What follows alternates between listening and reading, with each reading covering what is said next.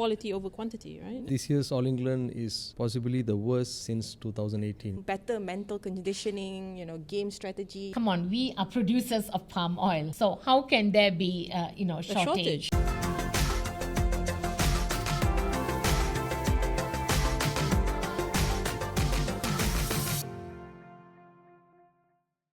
Hello everyone, welcome to yet another episode of Beyond the Headlines, the go-to space for the top stories that make the headlines and more. My name is Amalina Kamal.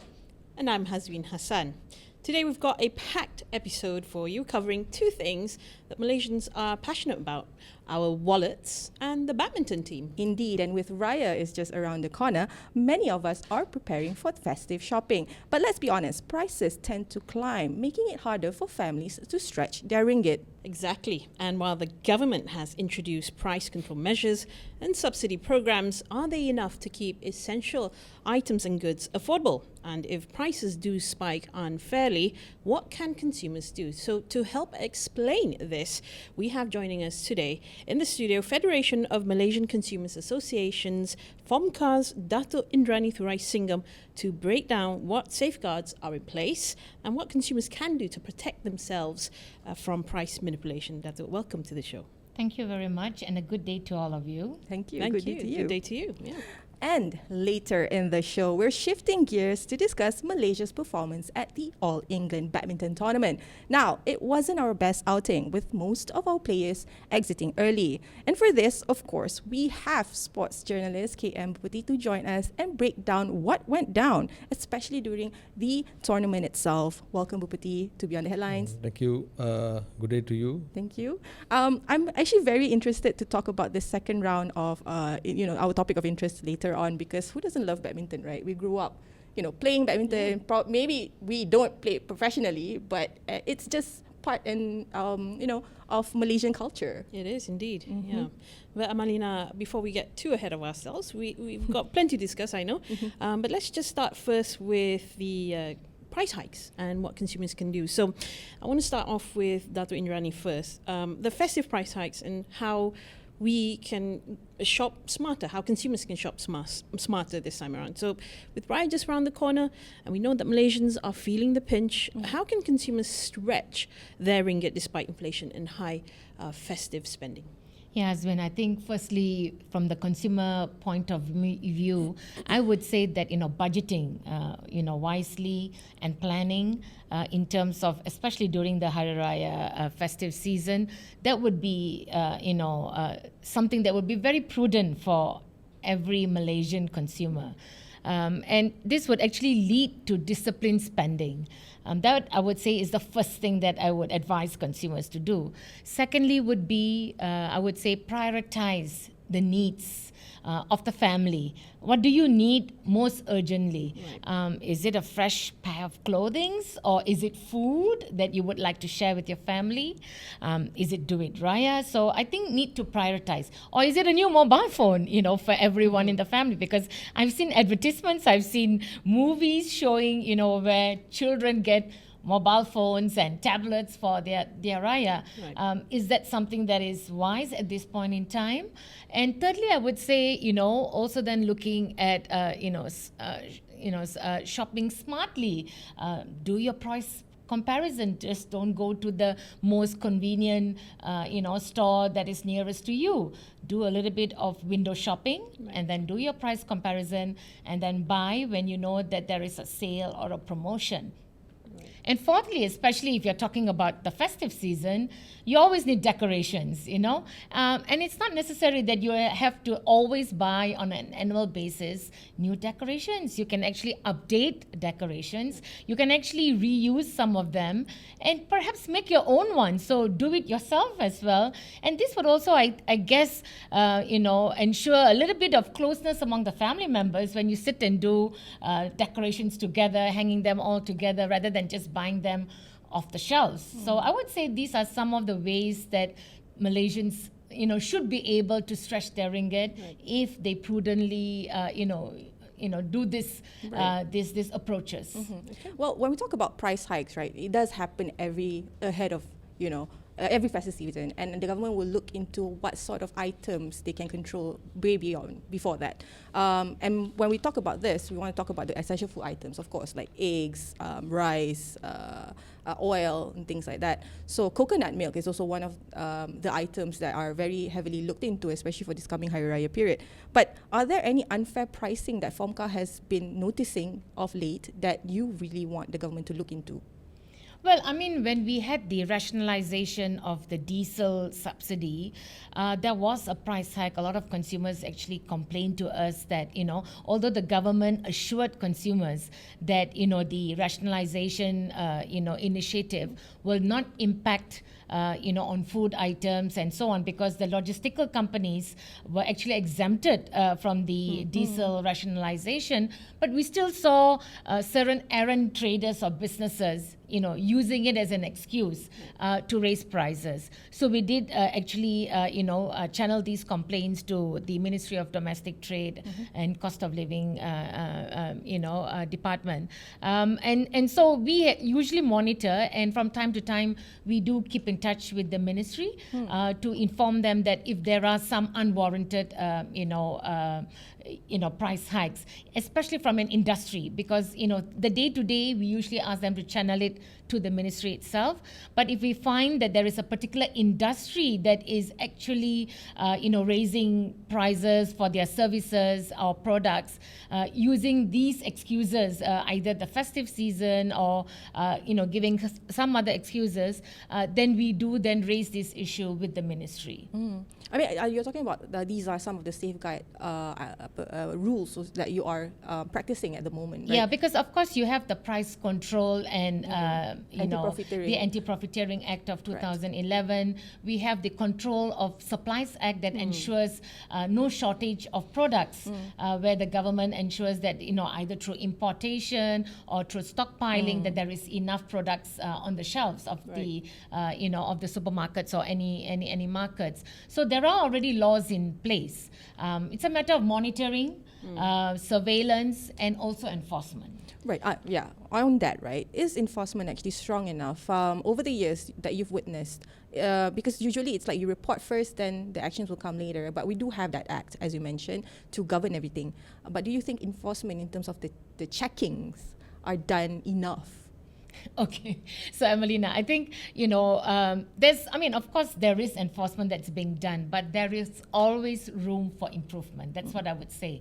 There's always some consumer out there who is being marginalized or being cheated. Not I would say cheated, but in the sense that being impinged on, their rights being impinged on in the sense that maybe there could be some issues of where they should they are short sold on certain items, underweighted items, things like that. So you'll always have some errant traders out there. Yep. I think it's how the ministry, especially from KPDN, that they proactively take steps to ensure that the errant traders know that the enforcement officers are loitering around, monitoring them.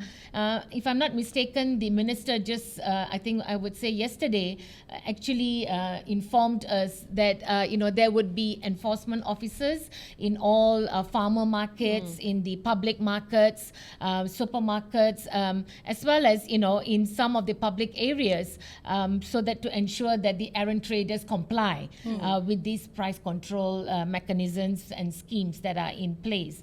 So we hope that with that presence of the KPDN officers, these errant traders would not try to impinge on consumer rights. But I could also give an example. One of the examples, for example, in Germany, that they actually also then ensure that prices are online and consumers can actually check in real time prices. So that would be something. Of course, in Malaysia we have the Price Catcher app, but the Price Catcher app gives you prices of comparison. That if you want, say, a can of sardine and you are somewhere in Subang Jaya and then you use the Price Catcher app, it will tell you somewhere what are the prices prices around that area. But I think again the price catcher app can be enhanced, can be further improved, where it could give real-time information about products. This would mean that all prices will have to be online. So if any of the outlets are actually changing their prices, then they would have to automatically put it online, which means KPDN can actually monitor that. And also another example, I would say Japan. Japan has got this rapid response of enforcement team. So if a consumer complains that there is some sort of a price gouging or hoarding of a particular product, they actually then send out this response team, this rapid response team within 24 hours, and more on a surprise visit, not kind of informing them, that we are coming, but on a surprise visit. So they have a 24/7 kind of online surveillance and enforcement team. So this could be something that perhaps KPDN can also think of, maybe a small team, like you have a SWAT team kind of a thing, especially during festival seasons. Why not? Exactly. Yeah, because we know that always during festival seasons, the errant traders, mostly, as I said, would comply, but there are always, bad apples. Slipstream crack, And this is where, it would be good if we have this kind of a 24/7, SWAT-like enforcement team going around, in their, black vans or something like that. So, the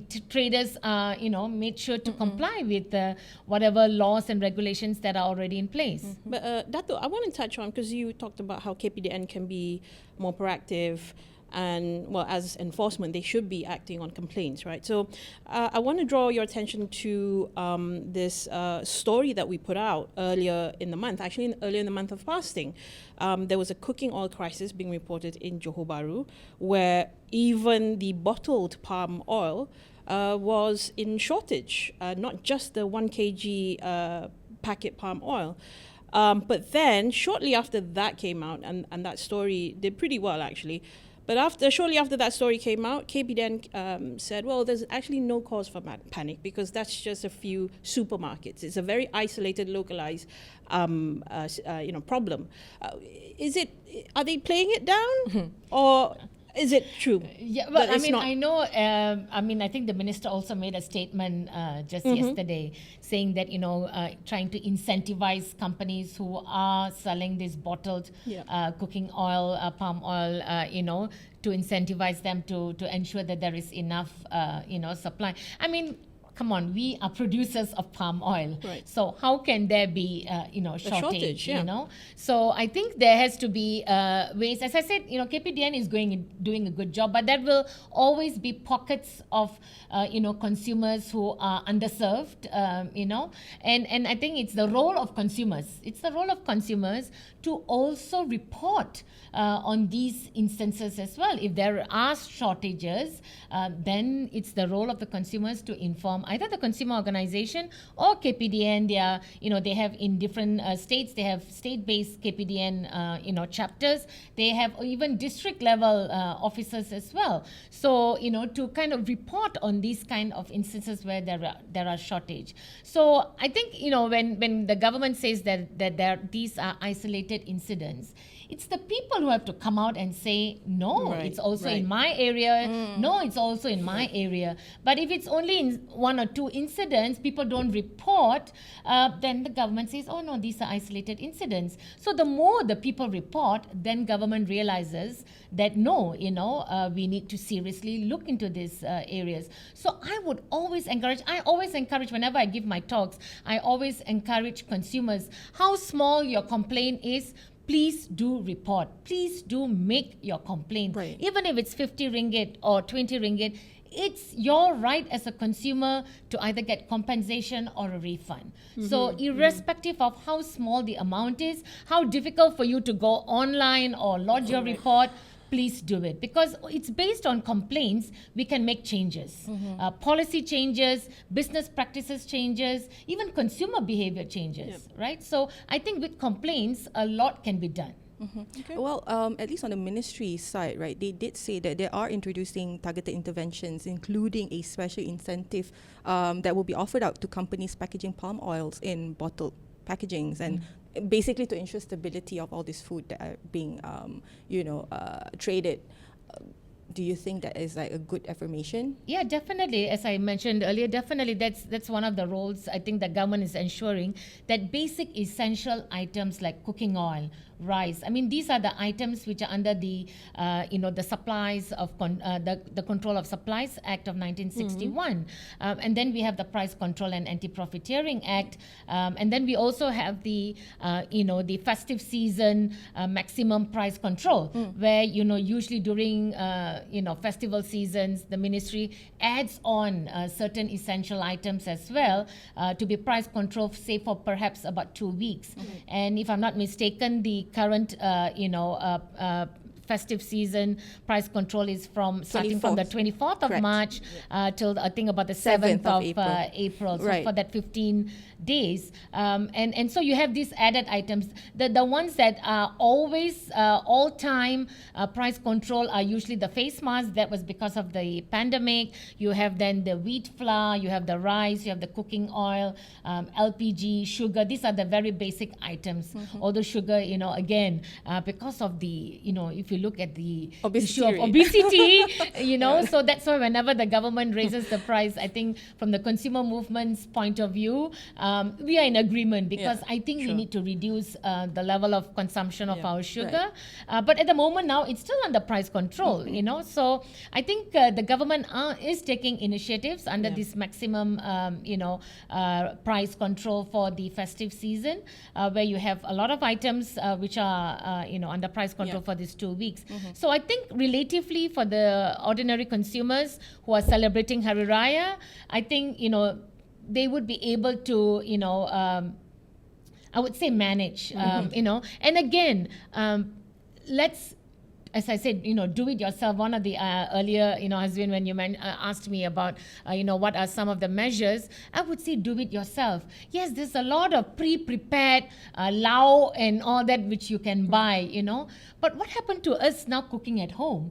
I think people prefer that, A lot of kids, especially when the parents cook, they are so happy that, the parents or the family members are cooking. So let's try to cook at home.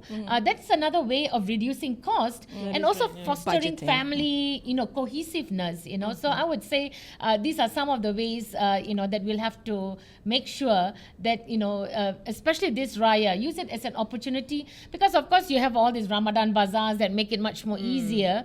But yes, okay, maybe that's after work, but at least, for the 2 days, try to do your own cooking. Right. Yeah. And if you are trying to do your own cooking with your family during this festive period, so among the essential items under the maximum price scheme for Hari Raya, at least these are the items: green mustard, cucumbers, tomatoes, red chilies, long beans, carrots, large yellow onions, red onions, small onions, garlic, imported potatoes from China, old ginger, imported ginger of course, for some reason, groundnuts, dried chilies, imported buffalo meat from India, imported beef available only in Sarawak, however, local beef, excluding tenderloin, ayam or tongkol fish, demuduk, mackerel, selayang fish, copra, and of course, coconut milk, including grated coconut milk.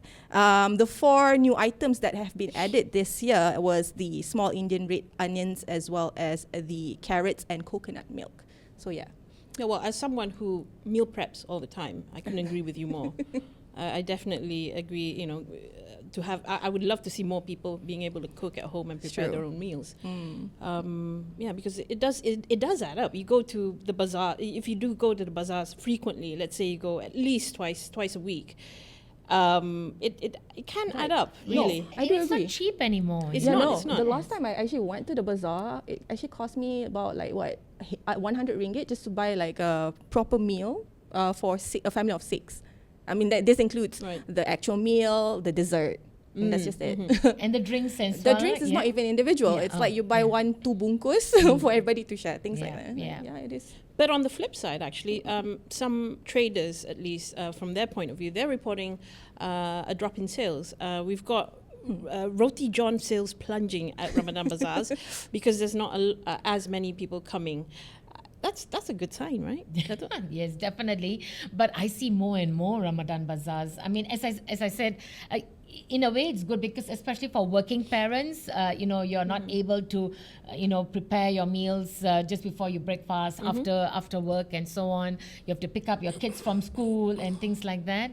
But at least try, at least twice in a week or during the weekends, public holidays, for families to actually, cook at home. Yeah. Because for me, it's really the cause for concern when we talk about the issue of malnutrition in our country. We have, the two extremes. We have obesity, which 50% of our population is either overweight or obese, and then we have such a huge number of people who are wasting or stunting. That leads to underdevelopment of the brains, which means it goes towards the productivity of the country.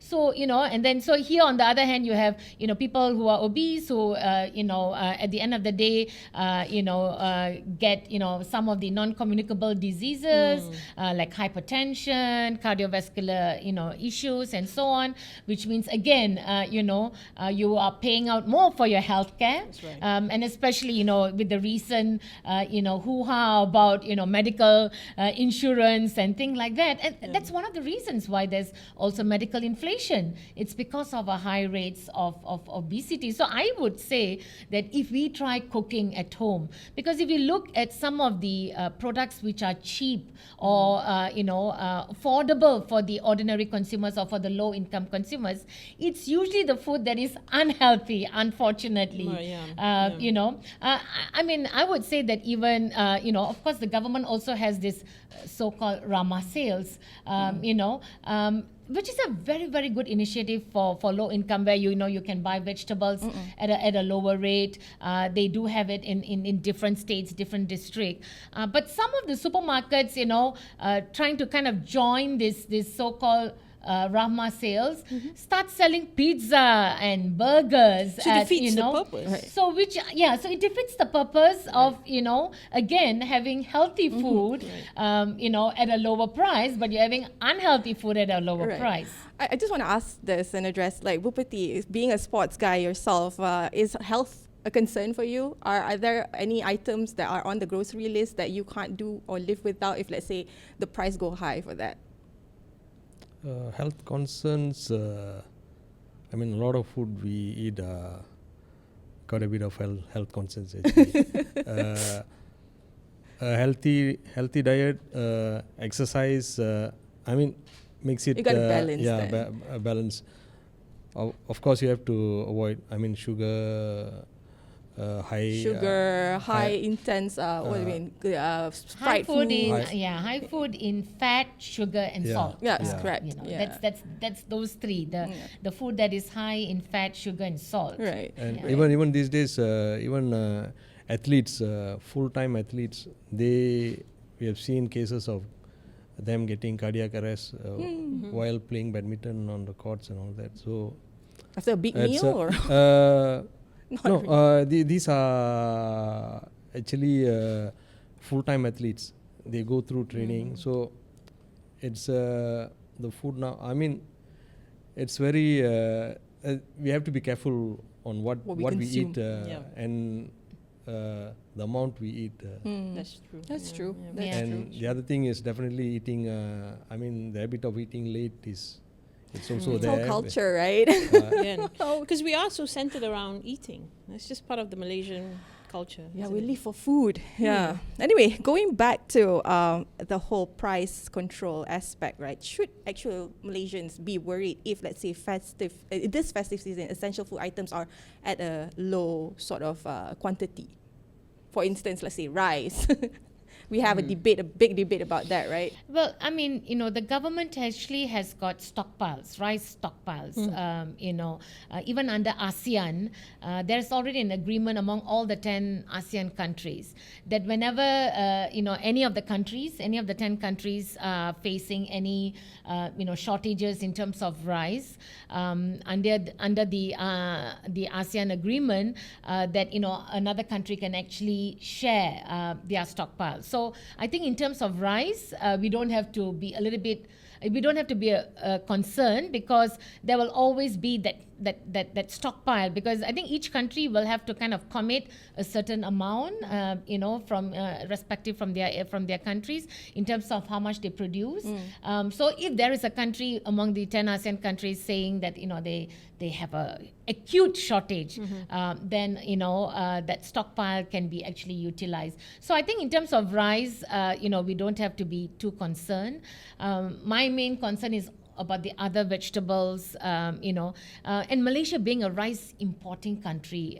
Sorry, not only rice. I would say that, we actually bread, import rice as well. I mean, although we produce rice, but we still import rice from true. America, Right. from Right. Vietnam, Thailand. from Thailand, from China and so on. So not only being a rice importing country, but generally, I would say a net importing country for food.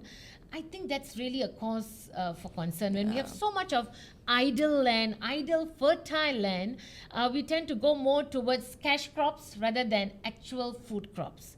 And I think this is where some of the policies, needs to kind of be addressed, long-term policies of the government, and not kind of look at it, in silos, that, in terms of just that we want to get, in economic wise, we want to get higher GDP. Yes, we plant cash crops so that we can, sell or export, these crops.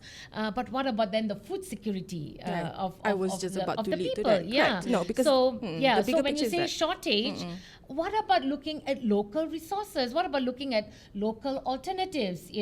Now that's why we also need to educate the consumers as well, because consumers sometimes we tend to be a bit too, what would I say, not discerning, but we are too fixated. Yeah.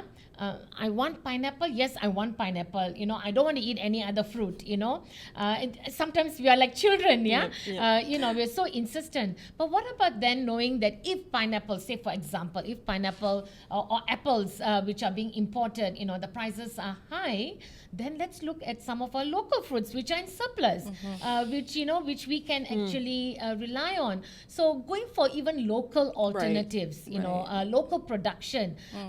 We tend to say, local production, no quality, and so on.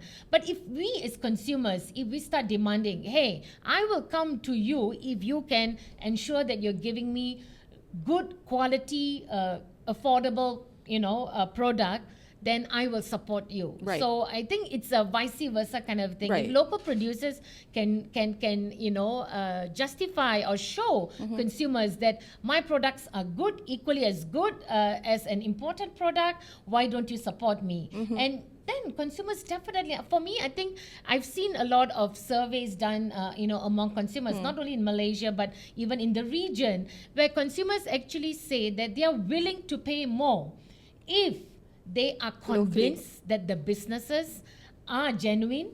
They are convinced that the businesses are producing products which are of quality and are sustainable. Because when you say sustainable, that means it's green. There's no chemicals, and the processes are, in good, done sustainable manner. So consumers are willing to pay, but sometimes they don't see it. When it's not visible, when they don't know whether they are actually buying organic products from the supermarket. There's a distress. Yes. So on that, before we segue into the next topic of interest, I just want, from FOMCA's point of view, what should consumers do in the situation if they do detect malpractices or things that are, traders or whoever's not complying are going through the loopholes, to ensure like there are no profiteering happening. Yes, I mean, as I mentioned earlier, I would say consumers need to report. If they are in a particular store and they can see that there is this price gouging, there's this hoarding or price manipulation in terms of, excessive prices, especially when you're talking about some of these price control items, they are going to be coming up with the pink tags, as I think many of the consumers know that when all these price control items during festival, usually they'll have the pink tags. Yeah, so and that means that's the maximum price that the retailers can sell. So say for example, if the eggs are under a price control item under the pink tag and it's 220, and then you see on the tag that is on the, usually the pink tags will be at the top. Yeah, so or at the shelves. But if that particular individual product says 250, then you know that that grocer is actually selling it beyond the maximum price. Now consumers must lodge reports. They must complain, as I mentioned earlier. Only if you complain, then Actions, enforcement can be taken. understood. So and there are many channels that KPDN has actually provided. If you go to their website, the KPDN website, you will see that they actually have even a hotline number. They have a WhatsApp number. They have this Easy Aduan smart app as well. So there are various channels, and even if you don't remember those, you can even go to FOMCA's website. We have also the National Consumer Complaint Center, where you can also lodge your complaint. You can even call us. So there are so many channels that the consumers have. Many a times they always say, "Oh, saya tak tahu, I didn't know," know. And I think that's no more excuse. Ignorance of the law is no excuse. So I would say that even for the consumers, you need to be also proactive, equally proactive. The government can provide that ecosystem. NGOs can also provide that supporting role, but consumers must take action. What's the easiest way then to reach out to you? Do you have a Facebook platform? Do you have a Facebook page? Yes. I mean, if you go to Instagram? FOMCA's Facebook, it's FOMCA official, and you can always lodge a complaint there. And if you go there, you can also see that there's a National Consumer Complaint Center portal. You can also lodge a complaint there as well. So usually, if FOMCA gets it, we usually channel it to the National Consumer Complaint Center. For us, that's I would say our bank of complaints that usually we channel to the relevant ministries, especially when we go for any policy meetings. FOMCA gets invited to be the voice of consumers in many of these policy making committees and so on. And it's these complaints that enable us to actually voice out. We tell the government, yes, your policy is good, but hey, we've got 20 complaints on this particular industry, which means something is wrong. Right. Either enforcement is not enough, or maybe the law is fantastic, but your businesses are not complying. So then you need to do something. So that's the way that we try to engage government and businesses to make things better for the consumers. So for us, complaints are really important. So I would urge consumers to actually report. Start now, engaging. And I mean, in other countries, there are some countries that actually incentivize, whistleblowers or consumers, by saying that, for every report that you do, you maybe get a 5 ringgit, discount voucher online or something like that. You get it through your phone. If you're calling through your phone, then you get a discount voucher for reporting a genuine complaint. Right. So we can also do that. We can also try to incentivize. I mean, there are many ways to improve the reporting mechanism, but that could be another way of incentivizing consumers to even report. I mean, hopefully the government is able to look into what areas that they can at least encourage our, rakyat to help engage in this exercise, I suppose. Now, great insights so far. Hopefully, with smart planning, Malaysians can finally celebrate Hari Raya the smart way, without breaking the bank, of course. Now, moving on to our next topic of interest, Datuk, I hope that you are a badminton fan yourself, because we want to talk about what happened recently, Malaysia's recent sports heartbreak, and that is in the form of what transpired during the All England tournament. Right. Now, this is why we have Boopathy here. Boopathy, unfortunately, it wasn't much of a great showing, especially for us, our Malaysian players. This year's All England is possibly the worst since 2018, where that was the last time we didn't have a semi-finalist. Everything was going on well. One of our pairs, independent pairs, Gozife and Nur Izzuddin Rumsani, they were ranked world number 2. They were in form. The last 6 months, they won 4 titles, 4 World Tour titles. At that time, it was most by any pair, the most successful. And the preparation was good. It has been a very hectic season, tournament after tournaments after the Paris Olympics. Not so much of time for training and preparation. Or recovery. Not sufficient. And Indonesian Masters in January was the last one. Malaysia won a title there, Man Wei Chong and Thi Kai Woon. men's doubles. Their first big title. So after that, there was about 3 to 4 weeks of solid training, sufficient training time for the players and pairs. So much was expected during this All England. Unfortunately, the performance was not, and we had big numbers. Didn't match the quantity in Birmingham. Right. No, I mean the curtains actually came down on Malaysia's campaign, especially at the All England, as mixed doubles. Goh Soon Huat and Chevon Lai, and women's doubles, Pearly Tan and M. Tina concluded their run at the quarterfinals in contrasting fashions, right? For instance, we also saw husband and wife pair, Soon Huat and Chevon, battled hard. I think they were the first pair that probably gave us that gloom entering the All England. I don't know if you guys watched the matches. I know you did. I know you've been following it. But what when you heard the first round of loss, what went through your mind? Actually, the rot started in the first round itself. Okay. It is basically one of rare moments for Malaysia where we had 6 men's doubles pairs playing. I think the most in about a decade or more.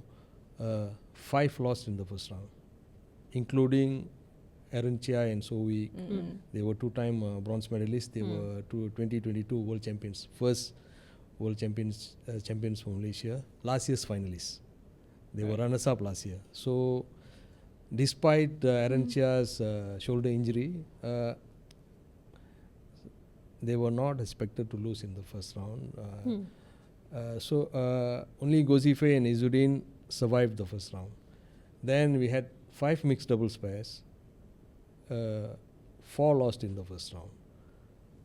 We had 2 men's singles, including Lee Zijia. He was 2021 All England winner, and Leong Jun Hao, both lost in the first round. So that was actually a shocker for so many of the Malaysian players losing in the first round. Never happened before. So second round, after so many of them, second round we only had 3, and Gozife and Izzuddin lost in the second round. Goh Soon Huat and Chevon, they went into the quarterfinals. Politan and Tina went into the quarterfinals. But Politan, Powered through. She got injured in the second round itself in the second game. But she managed to pull through. She powered through, basically. And quarterfinal, she managed to continue playing. She was not supposed to play. Initially, she was thought to be maybe why not pull out, because not to risk a more serious injury. Right. But she decided to play, and they played their best. I mean, it's good sportsmanship in that sense, right? But do you think it's like a string of bad luck, or is it because we're just pressuring the players or our athletes too much? Because we're talking about, do they even have enough time for recovery? Some of them, they are already established. They are not newcomers. They are already in the top 5, like Aaron Chia and So Week. They won the world championships. They've been around. Zijia has been around. Politan, Tina, they were unlucky to get that injury during that tournament. Right. Soon Huat and Chevon, they've been consistently in the semi-finals. Even Chen Tangji and Tuiwe, they were world number 4 in the mixed doubles. So there was actually quality. So I wouldn't say it's too much to expect them to. I mean, at least reach the semi-finals. So for them to fall flat, just 2 quarterfinalists was hard to see. You spoke to the head coach, didn't you, Harry Yip, quite recently, and he said, and I quote what you wrote here: "We have failed at the All England. Our men's pairs didn't play well. Possibly this is also one of the worst returns at the All England for me as a coach in a long while." Yeah. I mean, what was the sort of overall sentiment? Okay, he comes with big reputation. Right. He's known as the magician in Indonesia, because he has created under him 10 pairs have won All England titles since 1999. He has produced 2 Olympic champions, so many world number ones. So he comes with that reputation. He's not used to having this failure, even though he didn't go because of his work permit. He wasn't able to go. He started only in February, so about 2-3 weeks of training. So, but he took the responsibility, accountability of that failure, even though he wasn't there, and he was making some changes, technical changes and all that, but maybe too short a time. But I mean, those are basically professional players. They've been there, and I think even the coaches would have found it hard to actually sum up what actually went wrong there to have so many bad results. Actually, it started in Orleans Masters a week before, which was a warm-up tournament, where they're supposed to be reaching the semi-finals, at least semi-finals there, to get good warm-up before they play at the All England. But there itself, there were a lot of first-round defeats. I think Aaron went with a slight injury. I think he aggravated the shoulder injury in Orleans itself. Right. So there was a debate of whether he should play or he should just withdraw from the All England. But since he lost in the first round, they had about 5-6 days, so it's wait and see. 5 and 6 days, wait and see. It's like see whether he can. I even still have my knee. But the signs were already there. Things were not going well with the team. Right. So it's a matter of prioritizing which tournaments they should play, right? Because especially with the Olympic cycle coming up, and as the squad prepares for that, especially for the qualifiers, in order to make it to the Olympics, how crucial are the upcoming tournaments before the Olympic qualifiers for our shuttlers? Can they actually bounce back? The new cycle just started in January. Okay. So they've got another 4 years. So it shouldn't be, they shouldn't focus on the quantity of tournaments. Sometimes because the World Tour is so hectic, sometimes they play 3 tournaments in a row.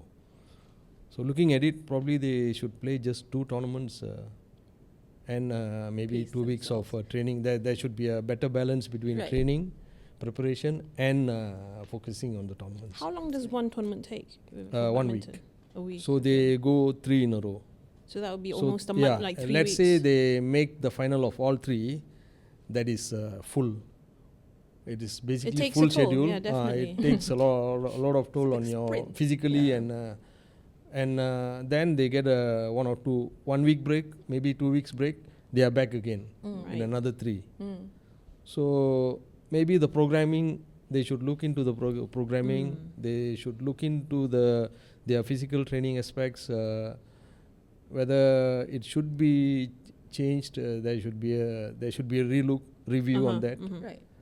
No, I guess that's the most urgent fix that BAM needs to really look into at the moment in terms of the programs, right? The trainings versus the actual competition itself, right? No, earlier I wanted to say just now you said 5 to 6 days for Aaron to get into the next match, right? I still have my knee injury from 2 months ago playing pickleball. So, but then again, I'm not a top player. That's the thing. But I want just to highlight this. BAM is doing a post-mortem on the performance during All England. What's the update to that? Okay. The post-mortem will be done next week.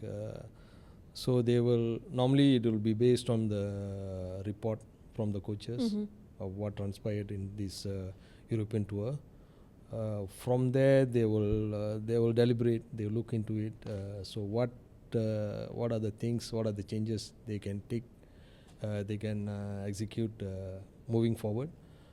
But basically, it shouldn't be just a post-mortem. They should seriously tackle certain issues.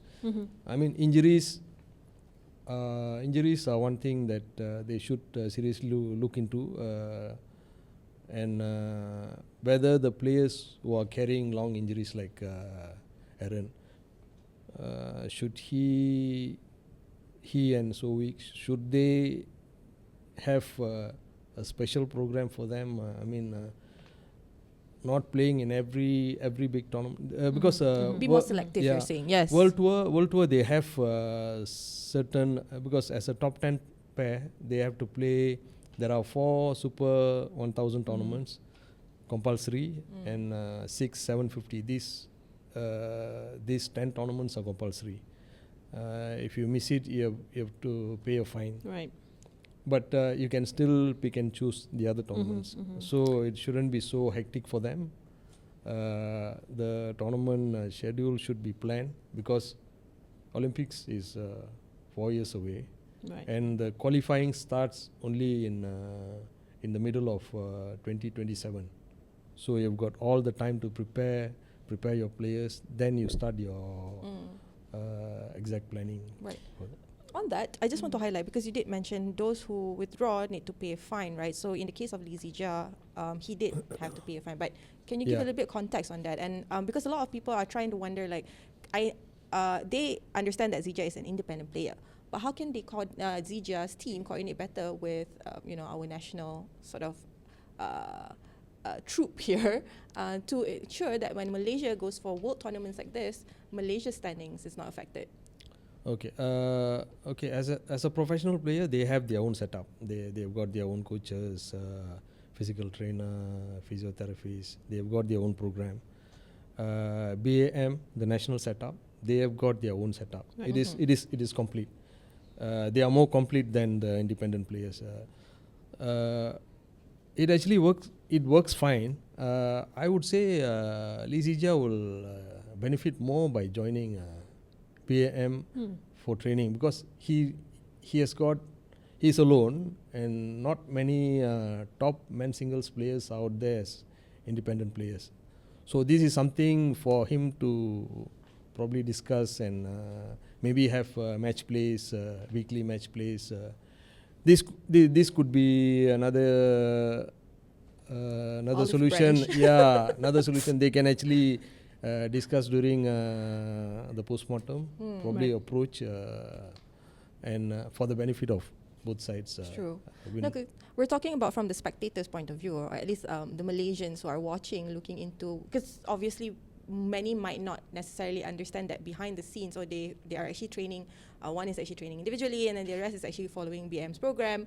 But how can we consolidate and how can we actually streamline things, right? But I think you will be surprised that our fans are more informed than we think actually they are.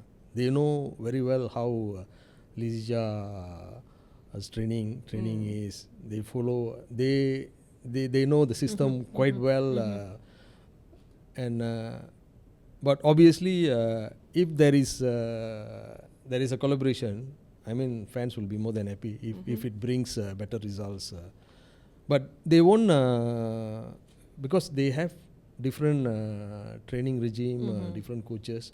So in terms of training, it may not work, but in terms of match plays, it could. Normally, they will come together for team events like Thomas Cup, Sudirman Cup, where they will have 2 weeks of joint training. Those things will happen. But I guess if it's not done throughout the season, and I have no clue how long a season goes for in badminton, but do you think that if they were to carry out the training and the match plays, as you said, as part of the training more consistently, again throughout the season, could that be the change that we could start seeing? Actually, the issue currently is more on tackling the setbacks. I think the independent players and pairs are like the independent doubles pairs. They've got a few pairs among them, so it looks still sufficient. And the thing is, it's basically they have to look at their own performance, improving their physical level. Are they up to that mark to fight with the elite players at the world stage? Are they good enough to win Super 1000 tournaments, the big tournaments, the world championships? win medals at that stage. That should be the first one.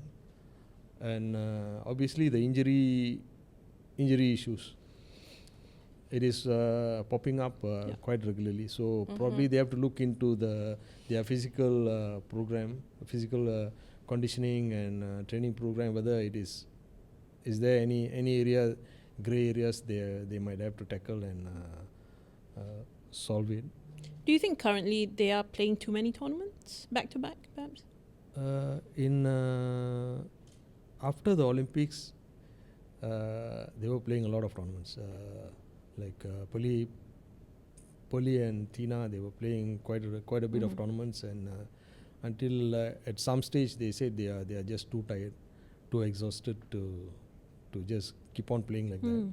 So it is not only on the coaches; it's also on the players to say, okay, this is it. This is we enough. we have to slow Because down a bit. that's when the injuries start popping up, right? Yeah. They were not enough time to recover. They go for the next tournament. Right. So, and your performance, it doesn't increase without proper rest and training. And it affects your ranking. Basically because of the ranking, they've been playing too many tournaments So just to maintain the ranking. right. So it Pressure to it keep the has to be rankings, yeah. balanced. But when you lose, that'll affect your ranking Yeah, as well, right? that's the so other it's thing. Like So catch-22 situation. You need what they have to do now is to play less tournaments, play with quality, and get the results. And get all and out. your yeah. ranking is there. That's Rather right, than that's right. playing 10 tournaments, you lose second round all the tournaments. Yeah. Your ranking is still there, doesn't move up. But you play 2 or 3 tournaments, you win 2. Currently, the other situation is in the men's doubles. This new pair has come up. They are not actually new. They are very experienced players. Seo Seung-jae and Kim Won-ho. These two are, Kim Won-ho is a silver medalist in mixed doubles in the Paris Olympics. Seo Seung-jae is, after a long time, a double world champion, mixed doubles and men's doubles 2 years back. But he stopped playing mixed doubles. So these two players have combined starting January. Korea is looking at them for the 2028 Olympics gold. So okay. they have started. Oh, And interesting. they've played about like 5 tournaments, they've won 4. Okay. They are very strong. Very They strong, are beating everyone. So Go Zifei, unfortunately, they played them in the second round. They beat them in the India Open final. They won the title. Our pair won the title. But the Koreans came back very strongly. They've already beaten them. So that pair is someone who is going to give Malaysians a lot of problems. That's the other thing that Harry, maybe he has said that he has to find out ways to counter that pair and beat them. But, well, hopefully, with improved coaching strategies and this upcoming post-mortem that's going to take place, we can see better mental conditioning, game strategy being conducted, so that we can finally see our badminton rise to its full glory. Yeah. And as with anything, quality over quantity, right? It's true. And then the other thing is, as you said, the mental Conditioning. Yeah, mental trainers, psychologists. Probably it appears though that the major events, the Super 1000, the bigger events, even though the quality is there, I think they feel that pressure. Yeah. The expectation to meet the expectations, that probably brings down Nerves got to their them. performance. And, So that's right. mental trainers would definitely help. Maybe the post-mortem can address that. Maybe they try to get full-time psychologists or mental trainers to work with the players, especially the top ones. And they don't just look at the top players, because you've got only few. Yeah. You have to look at the backup. True. Okay. And the backup should catch up with The top players. the top players, so that they too take the burden, they too start performing. So it's quite balanced. Yeah, true. It's not just over expecting Politina, because they are the only women's doubles pair up there. The number 2 is 30. They are 30 plus. Okay, all right. in terms of ranking, they are Okay. not in their level. So they have to. The Japanese, Chinese, and Koreans are physically very strong. So it's not easy for them. Right. I'm just getting goosebumps. I mean, not just from, by thinking about the pressure what these players are going through, especially ahead of every big tournament. But yes, hopefully there will be some sort of improvements and real solutions to improving our badminton standings, basically, for Malaysia's sake, right? Well, unfortunately, we have come to the end of our episode. If you like this particular episode, don't forget to like, comment, and subscribe. Don't forget to also turn on the notification bell if you haven't already. You'll not only get news Straits Times Beyond the Headlines update, other NSC online news reports will be delivered to you. Once again, I'd like to thank my guests that's on set for here today, KM Boopathy. Thank you so much for giving us a rundown on All England, and not just that, in terms of how we can improve badminton moving forward. Thank you, Boopathy. Thank you. And also, Datuk Indrani, thank you so much for your insights, especially in terms of how we can ensure traders check themselves, especially when it comes to pricing. Thank you. And empowering consumers. Yes, correct. thank you. Yeah. And for me, really, I think we just have to also ensure that we don't spend beyond our means. That's true. Especially with this buy now, pay later. So Yeah. I hope Oh, yes. consumers really, really take care with their spending, especially during this raya. I do agree. And also, thank you so much, Hazwin, my sister, for being here. Thanks for having me back. Welcome It's back. been a while. I know. But I wish that you'll be back next week, of course, right? Hopefully. And thank you again to our audience. Follow us on social media, of course. My name is Amalina Kamal, and I'll see you next week.